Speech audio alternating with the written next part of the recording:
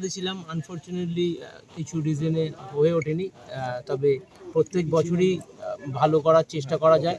আগের 2-3 বছর ভালো যায়নি এবং প্রত্যেক বছর যেরকম চেষ্টা করে এবছর ইস্ট বেঙ্গল অবশ্যই চেষ্টা করবে খুবই ভালো করা। দেখা যাক কি হয়। মাঝ মাঠে বিপিএলের সঙ্গে তোমার ছুটি দেখার জন্য আমরা মুখিয়ে আছি। আমি এইসব ব্যাপারে কিছুই জানি। একটা অন্য প্রোগ্রামে এসেছিল, আমি জানিও না কে সাইন করেছে বা কিছু। যেই হবে ইস্ট বেঙ্গল চাষে সে নিজের 100% দেবে। সবিক, অ্যাজ এ ক্যাপ্টেন, যেহেতু তুমি ক্যাপ্টেন হিসেবে ইস্ট বেঙ্গলে রয়েছো, এরকম একটা ক্লাবের ক্যাপ্টেন হওয়া যেটা মানে একটা লেগেসি, বাট যেটা হচ্ছে যে অবশ্যই মানে এই রকম একটা ক্লাবের ক্যাপ্টেন হিসেবে একটা ট্রফি বা একটা অ্যাচিভমেন্ট মানুষের একটা বড় লক্ষ্য থাকে। তো সেই নিয়ে মানে আলাদাভাবে তুমি নিজের কোনো লক্ষ্য সেট করেছো? আমি প্রত্যেক বছরই এটা ভাবি এবং প্রত্যেক বছরই টার্গেট থাকে নিজের 100% দেবো।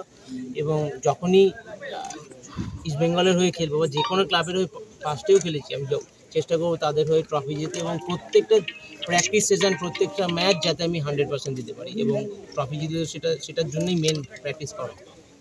কবে থেকে মোটামুটি প্র্যাকটিস শুরু হতে পারে, কিছু কথা হয়েছে? সত্যি কথা কিছু জানি না, হোপফুলি জুলাই। আমি জানি না, কিছু জানি না, আমি মিথ্যা কথা বলবো। সবই আর একটা প্রসঙ্গ অবশ্যই এসে যায়, যেহেতু তুমি বাঙালি ফুটবলার, যে বাঙালি ফুটবলার কমে যাচ্ছে, যদিও এবার কোটা বাড়ানো হয়েছে ভূমিপুত্রদের কলকাতা লিগে, বাট এটা কতটা সত্যি এবং কি মনে হয় এটা কি কম্পিটিশনের জন্য কমে যাচ্ছে? সত্যি কথা বলতে আমি একদমই এটার পুরোপুরি অ্যাসেস করিনি। না অ্যাসেস করে আমি একটা উল্টোপাল্টা মতামত দেওয়াটা ভুল। তবে এবার আমার যেটা মনে হয় পার্সোনালি, আমরা যদি ওয়েস্ট বেঙ্গলে গ্রাসরুটে বেশি কাজ করি তাহলে আমাদের খুব সুবিধা হবে বেঙ্গলি প্লেয়ার্স প্রডিউস করতে। নট অনলি শুধু কলকাতা লিগে 7টা বা 10টা বা 5টা বা 4টা সেটা না, গ্রাসরুট আমি বলতে চাইছি যাতে আন্ডার 8 থেকে যাতে কাজ চালু। আরেকটা জিনিস যে ফেডারেশন কাপকে আবার ফিরিয়ে নেওয়া হচ্ছে, সুপার কাপকে কিভাবে দেখছো?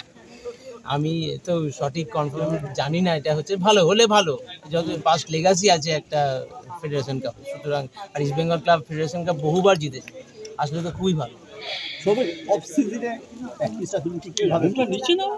অফ সিজনে আমাদের মানে সবাইকেই ফিটনেস লেভেল ঠিক রাখার জন্য শিডিউল পাঠিয়ে দেয়। সেগুলোর সাথে সাথে আমাদের যারা পার্সোনালি যে সমস্ত কোচ রয়েছেন, আমার বাড়ি আমার চাইল্ডহুড কোচ রঞ্জন দা, উনি করান আমাকে। এরকম ভাই রঞ্জন ভট্টাচার্য, হ্যাঁ এরকম ভাই শিডিউল। তো আগের বছর থেকে যখন আমরা গেছিলাম আমাদের শিডিউল থাকতো দিয়ে দিত যাতে ফিট থাকা যায়। এরকমই এখনই এই বছরের নতুন বছরের পরিকল্পনা এখন আসেনি, তবে আগে থেকে একটা দেওয়া ছিল যেটা পুরোনো যেটা ফিটনেস লেভেল মেনটেন করা।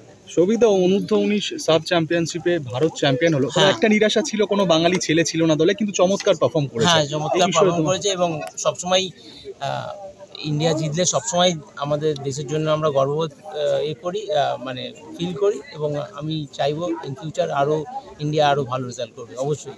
বিবিএনর এই দলটা আন্ডার 15, আন্ডার 17, আন্ডার 19 তিনটে গ্রুপে চ্যাম্পিয়ন হলো। যদিও বঙ্গ সন্তান নেই, সেটা একটা পার্ট, এটা একটা দুঃখের ব্যাপার। এটা আমার পার্সোনালি খুবই দুঃখ লাগে, তবে হলে ভালো ইন ফিউচার যাতে হয়, সেই জন্যই এত কিছু করা হচ্ছে। নিশ্চয়ই আইএফএ এবং আমাদের ওয়েস্ট বেঙ্গল গভর্নমেন্ট গ্রাসরুটে কাজ করবে ইন ফিউচার।